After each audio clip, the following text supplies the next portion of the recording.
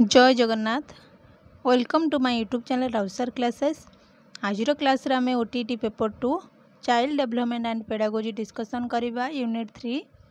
पूर्व क्लास रे आमे पार्ट 1 रे डिस्कशन करथिले 24 टी क्वेश्चन डिस्कशन करथिले यूनिट 3 रो शिक्षण कैंद्रिक शिक्षक कैंद्रिक आउ शिक्षार्थी कैंद्रिक उपरे आमे डिस्कशन करथिले 24 टी क्वेश्चन।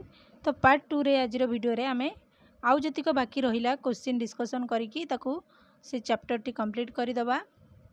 जेहेतु तुम मानकर यूनिट 3 टा इम्पोर्टेंट रोची तादेरु प्रीवियस ईयर रे 15 टी क्वेश्चन आसीथिला तमरो केवल यूनिट 3 रु। तो सेमती कही होबनी एई वर्ष भी तुम मानकर 15 टी किबा 16 टी आसी पारे बा कम भी आसी पारे। तो सही हिसाब रे हमको प्रिपेयर करबा को पड़िबो। जदि क्लास रे कि नुआ आछंती तेबे चैनल को सब्सक्राइब करंतु। जदि वीडियो टी भल लागुछ त लाइक करंतु। जदि आपण माने से वीडियो टी देखि नाहंती 24 टी क्वेश्चन हमर शिक्षक कैंद्रिक शिक्षार्थी कैंद्रिक आउ शिक्षण कैंद्रिक ऊपर 24 टी क्वेश्चन आमे डिस्कशन करथिले। जदि आपण माने देखि नाहंती ताले यूट्यूब रे जाई कि देखि नियंतु जा द्वारा कि तम मानकर ए क्लास रे सहज हेबो बुझिया पाए। तो चलंतु स्टार्ट करबा। आउ जतिक बाकी रहिला क्वेश्चन ताकू सब डिस्कशन करदेबा आज रो क्लास रे। 25 नंबर क्वेश्चन देला जे शिक्षार्थी कैंद्रिक शिक्षादान व्यवस्था रे शिक्षण प्रक्रिया रे निम्नोक्त केउंटी मौलिक दक्षता नुहे पचारि। ऑप्शन देखिया पर्यवेक्षण सज्जीकरण मुखस्थीकरण ना संकलन। तो ऑप्शन सी हूँ राइट आंसर जो मुखस्थीकरण। तो पचारि जे शिक्षार्थी कैंद्रिक शिक्षादान व्यवस्था रे शिक्षार्थी कैंद्रिक शिक्षादान रे आमर केवल शिक्षार्थी माने ही जाउचंती। तो जेहेतु से शिक्षार्थी माने पचारिला तो मुखस्थीकरण शिक्षार्थी माने करिवे नाही। तो एटा सेमानकर दक्षता भूल दक्षता तांकर रहिछि। तो मौलिक दक्षता जे पचारिथिला तो मौलिक दक्षता नुहे पचारिछि। तो मुखस्थीकरण गोटे तांकर मौलिक दक्षता नुहे। तापर क्वेश्चन देला एगुड़िक सब तांकर मौलिक दक्षतार जाउछि। आमर पर्यवेक्षण मौलिक दक्षतार जाउछि। सज्जीकरण संकलन एगुड़िक सब तांकर मौलिक दक्षतार जाउछि। किंतु मौलिक दक्षता कोटे जाउनी ना मुखस्थीकरणटा जाउनी। तो सेति ऑप्शन सी होछि राइट आंसर। बुझिएला समस्तकर। तापर देखिबा 26 रा निम्नोक्त मध्यरु केउंटी शिक्षक कैंद्रिक शिक्षण सहित संपर्कित अटे। शिक्षक कैंद्रिक आसिला माने शिक्षकों को अति गुरुत्व दिया जाय थाए। ऑप्शन देखिबा जानिबा। तापरे विषय वस्तु वर्णना करा जाए। पिला माने टिप्पी नहीं घोषंती एटा भूल हबा। पढ़ा शेष रे पिला को प्रश्न पचरा जाए।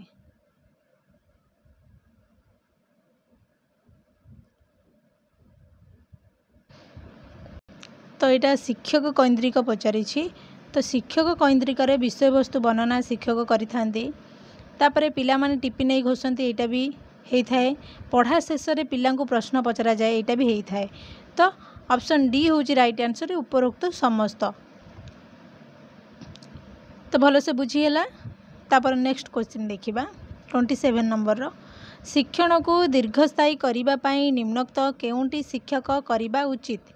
शिक्षण को दीर्घस्थायी करिया पई ऑप्शन देखिबा शिक्षण वस्तु को बारंबार अभ्यास शिक्षण को प्रासंगिक करिबे शिक्षण को आनंददायक करिबे शिक्षण को आह्वानमूलक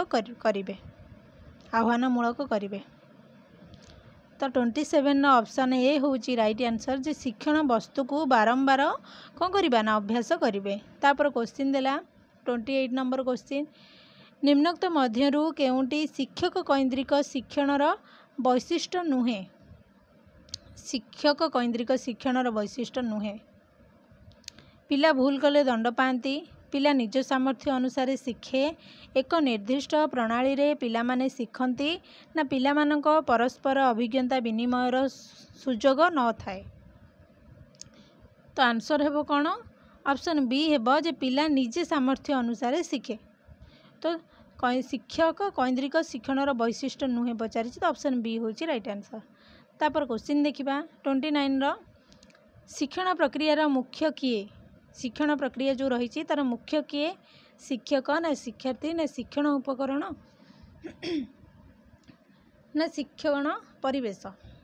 तो मुख्य किए मुख्य सब बेले कौन किए था शिक्षार्थी था। तापर क्वेश्चन देला 30 नंबर क्वेश्चन निम्नोक्त मध्यरु केउंटी शिक्षार्थी केन्द्रिक शिक्षादान रे शिक्षकों भूमिका नुहे। ऑप्शन ए पिलामानकर बंधु, बी शिक्षार्थी को निज बेगरे शिखिबा पई समय व्यवस्था, सी शिक्षण कार्यभित्तिक शिक्षण प्रक्रिया व्यवस्था, डी शिक्षार्थी शिक्षण संपर्क निष्पत्ति शिक्षक नेबे। तो 30 नंबर क्वेश्चन आंसर कौन है? ऑप्शन डी जे शिक्षार्थी शिक्षण संपर्क निष्पत्ति शिक्षक नेबे। तापर क्वेश्चन देला 31 रो शिक्षाविद माने केउंटी को एक निष्क्रिय शिक्षादान प्रणाली बोली कहंती। ऑप्शन देखिबा शिक्षार्थी केन्द्रिक शिक्षण को, ना शिक्षक केन्द्रिक शिक्षण, ना शिक्षण केन्द्रिक शिक्षा, ना दक्षता केन्द्रिक शिक्षादान। तो निष्क्रिय शिक्षादान प्रणाली बोली शिक्षाविद माने कहंती। तो आ भितर कोटा हेबो? तो शिक्षक केन्द्रिक शिक्षण को निष्क्रिय शिक्षादान प्रणाली बोली कही थांती शिक्षाविद माने। तापर क्वेश्चन देला 32 नंबर क्वेश्चन शिक्षार्थी केन्द्रिक शिक्षादान परिस्थिति शिक्षक शिक्षार्थी मानक पई केउं भूमिकाटी तुलांती। ऑप्शन ए पथ प्रदर्शक, बी सहायक, सी सह शिक्षार्थी, डी उपरोक्त समस्त। तो पथ प्रदर्शक यहाँ भी हम, सहायक हम, सह शिक्षार्थी यहाँ भी हम, जेहेतु यहाँ शिक्षार्थी केन्द्रिक शिक्षादान परिस्थिति शिक्षक शिक्षार्थी मानक पाई केउ शिक्षक जेहेतु पचारि तो एगुड़िक सब शिक्षक जाऊँगी। तो ऑप्शन डी हूँ राइट आंसर उपरोक्त समस्त। तापर क्वेश्चन देला 33 नंबर क्वेश्चन निम्नोक्त मध्यरु केउंटी शिशु केन्द्रिक पाठ्यक्रमर वैशिष्ट्य नुहे। शिशु केन्द्रिक पाठ्यक्रमर वैशिष्ट्य नुहे पचारि कोटा भितर नुहे देखिबा शिशु शिक्षण प्रक्रियार केन्द्रबिंदु एटा तो ठीक अच्छी शिक्षणानुभूति उपरे गुरुत्व यहाँ ठीक अच्छी शिशुर सामग्रिक विकास उपरे गुरुत्व यहाँ भी ठीक अच्छी शिक्षादान उपरे गुरुत्व यहाँ हूँ right answer option D 33 number option D. तापर क्वेश्चन देला 34 निम्नोक्त केउ पद्धति रे शिशु अपेक्षा शिक्षकों उपरे अधिक प्राधान्य दि जाए। शिक्षक केन्द्रिक, शिशु केन्द्रिक, कर्म केन्द्रिक ना शिक्षण केन्द्रिक। तो बहुत इजी क्वेश्चन जदि आपण मैंने फास्ट क्लास देखी ना आमर पेपर 1 रो देखी ना सॉरी पार्ट 1 रो देखी ना पार्ट 1 क्लास रे आमे 24 डिस्कसन करिचे ऑलरेडी शिक्षक केन्द्रिक शिक्षार्थी केन्द्रिक आउ शिक्षण केन्द्रिक उपरे भल से डिस्कसन होईची। आपण माने सेही क्लास जदि देखिदेबे ताले आराम से क्लियर हो जिबे। आउ पार्ट 2टा जेतेबेले देखिबे आपण माने आराम से आंसर गुड़िक करिवे। ठीक है?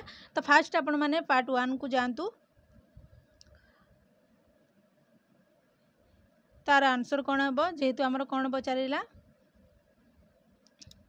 शिशु अपेक्षा शिक्षकों ऊपर अधिक प्राधान्य दि जाए। शिक्षकों ऊपर दिगले आमर कौन शिक्षक केन्द्रिक ही हम ऑप्शन ए शिशु उपर अधिक प्राधान्य दिए शिशु केन्द्रिक होता बुझीला। तापर क्वेश्चन देखिबा 35 नंबर क्वेश्चन शिशु केन्द्रिक पाठ्य व्यवस्था रे निम्नोक्त केउंटी शिशु पई सन्निवेशित होई नाही। ऑप्शन ए आत्मप्रकाश, बी अभिवृद्धि, सी सामर्थ्य, डी शिक्षक शिक्षार मेरुदंड। तो 35 नंबर आंसर हेबो ऑप्शन डी जे शिक्षक शिक्षार मेरुदंड। तापर क्वेश्चन देला 36 नंबर क्वेश्चन वर्तमान केउ प्रकार शिक्षा उपरे अधिक गुरुत्व दिया जाइछि। केउ प्रकार शिक्षा उपरे अधिक गुरुत्व दिया जाइछि शिशु केन्द्रिक, ना शिक्षक केन्द्रिक, ना शिक्षण केन्द्रिक, ना दक्षता भित्तिक। तो ऑप्शन ए होची राइट आंसर जे शिशु केन्द्रिक उपरे अधिक गुरुत्व दिया जाइछि। तापर क्वेश्चन देला 37 नंबर क्वेश्चन निम्नोक्त मध्यरु केउंटी शिशु केन्द्रिक पाठ्य योजनार अंतर्भुक्त। ऑप्शन ए परिस्फुटन, बी स्थूलित, सी धारावाहिकता, डी उपरोक्त तीनोटी जांक। तो 37 आंसर हेबो जेहेतु शिशु केन्द्रिक पाठ्य योजनार अंतर्भुक्त शिशु केन्द्रिक परिस्फुटता रही है, स्थूलित, धारावाहिकता एगुड़िक सब आम शिशु केन्द्रिक पाठ्य योजना जाऊँगी। तो ऑप्शन डी हूँ राइट आंसर उपरोक्त तीनोटी जांक। तापर क्वेश्चन देला 38 नंबर क्वेश्चन केउंटी शिक्षार्थी केन्द्रिक पंथार विशेषत्व नुहे।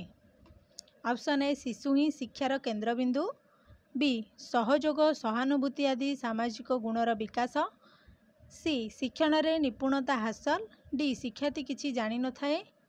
तो आंसर कौन है 38 नंबर रो शिक्षार्थी कैंद्रिक पंथार विशेषत्व नुहे पचारि ऑप्शन डी हूँ शिक्षार्थी किछि जानि न थाए। तापर क्वेश्चन देला 39 नंबर क्वेश्चन कर्म कैंद्रिक पाठ्यक्रम रे शिशुर केउं प्रवृत्ति उपरे गुरुत्व दिया जाई थाए? प्राकृतिक ना शारीरिक ना सामाजिक ना आवेगिक कहा उपरे गुरुत्व दिया जाई थाए? ऑप्शन ए प्राकृतिक उपरे गुरुत्व दिया जाई थाए। तापर क्वेश्चन देला 40 नंबर क्वेश्चन शिक्षादान को सक्रिय सरस और फलप्रद करने पाई निम्नोक्त केउंटी एकांत आवश्यक? ऑप्शन ए शिक्षादान पद्धति, बी दल गठन, सी शिक्षण उपकरण, डी शिक्षक शिक्षार्थी पारंगमता। तो ऑप्शन सी हूँ राइट आंसर जे शिक्षण उपकरण।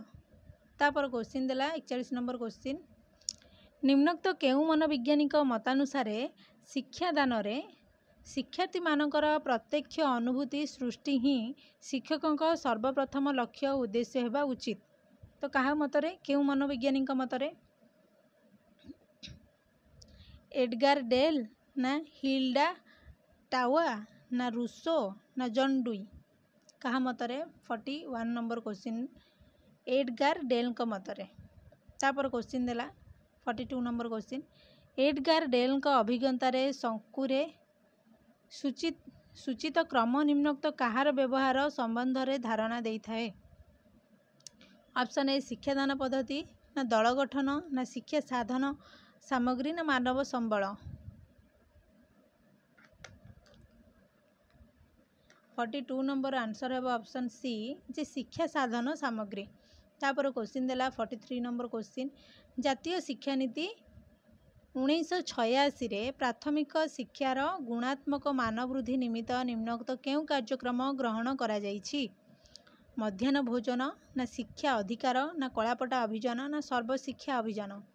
तो 1986 रे प्राथमिक शिक्षार गुणात्मक मानवृद्धि पाई तो आ भितर कोउटा करा जाइछि कलापटा अभियान। ऑप्शन सी होउछि राइट आंसर। तापर क्वेश्चन देला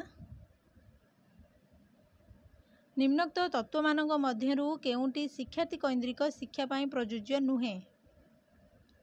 अभिज्ञता को आधार करी शिक्षा व्यवस्था ना अन्य मानक सह मुक्त भावे भाव आदान प्रदान को सुजोग ना मन इच्छा आचरण करिवार सुजोग ना आग्रह आधार रे शिक्षा? तो आ भितर आंसर कोडा हेबो 44 नंबर। तो ऑप्शन सी होउछि राइट आंसर मन इच्छा आचरण करिवार सुजोग। तो एटी पचारिछि नुहे पचारिछि तो एटा हबो।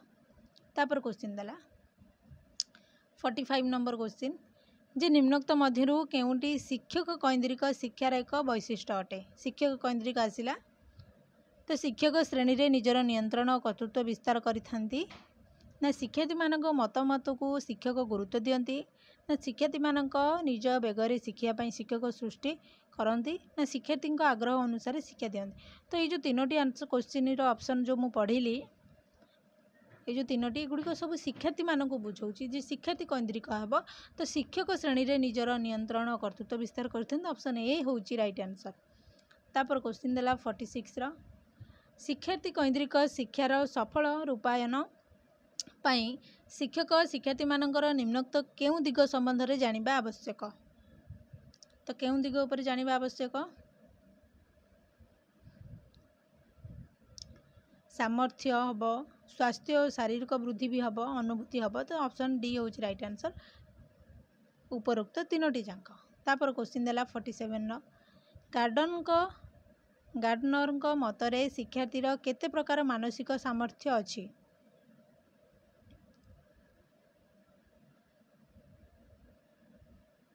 गार्डनर मतरे शिक्षार्थीर केते प्रकार मानसिक सामर्थ्य अछि? 5 ना 8 ना 7 ना 4?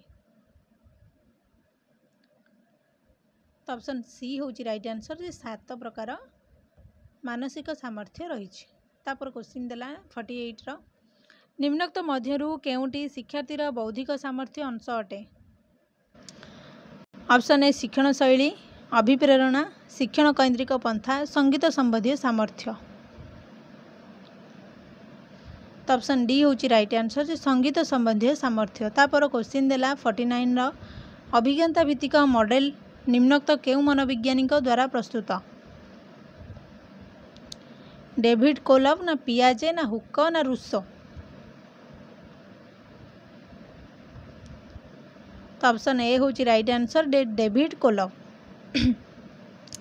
तापर क्वेश्चन देला 50 नंबर क्वेश्चन एक पारस्परिक आलोचना माध्यम उभय शिक्षार्थी और शिक्षक जो नूतन ज्ञान आहरण करती ताहा केउ शैक्षिक पंथा हटे? शिक्षार्थी और शिक्षक पचारि तो ऑप्शन देखिबा शिक्षार्थी कैंद्रिक ना शिक्षण कैंद्रिक ना शिक्षक कैंद्रिक ना दक्षता भित्तिक पंथा। तो जेहेतु आमर दीटा जाक पचारि शिक्षार्थी आ शिक्षक पचारि तो आमर शिक्षण कैंद्रिक पंथा ही राइट आंसर है ऑप्शन बी। तापर क्वेश्चन देला 51 रो निम्नोक्त मध्यरु केउंटी शिक्षण कैंद्रिक पंथार लक्षण अटे? ऑप्शन ए शिक्षण परिवेशरु शिक्षक और शिक्षार्थी किछि शिखि न थांती। बी शिक्षक शिक्षार्थी पाई जड़े पथ प्रदर्शक भूमिका तुलाई थांती। सी शिक्षार्थी शिक्षक मिसी शिक्षणर मूल्यांकन करती ना डी शिक्षक शिक्षण कार्य योजना करती? तो क्वेश्चन देछि शिक्षण कैंद्रिक ता भितर शिक्षण कैंद्रिक कोठा हम? तो ऑप्शन सी हम जे शिक्षार्थी शिक्षक मिसी शिक्षणर मूल्यांकन करिथांती। तापर क्वेश्चन देला आज लास्ट क्वेश्चन 52 रो शिक्षण कैंद्रिक शिक्षादान निमंते वेमर केतोटी अभ्यास परिवर्तन पाई मत देइथिले? केतोटी अभ्यास पाई 3टी ना 2टी ना 7टी ना 5टी? केतोटी? ऑप्शन डी हूँ राइट आंसर 5टी। ये थिले आज क्लास। तो तुम मानकर आमर जो रही teacher learning sorry teacher centre आउ लर्नर सेंटर आउ लर्निंग सेंटर जो रही तुम मानकर तो आज क्लास रे आमर केवल पार्ट 1 आउ पार्ट 2 रे आमर पूरा कंप्लीट हो गला। जदि तुम मैंने पार्ट 1 देखी ना ताले यूट्यूब रे जाई पार्ट 1 देखी नियंतु। तो यूनिट 3 रो आमर टीचर सेंटर आउ लर्नर सेंटर आउ लर्निंग सेंटरटा कंप्लीट हो गला। तापर नेक्स्ट आमर जो टॉपिक रही नेक्स्ट क्लास रे आमे से क्लास टी आनिबा तार एमसीक्यू गुडी डिस्कशन करबा। ये थिला आज क्लास। धन्यवाद।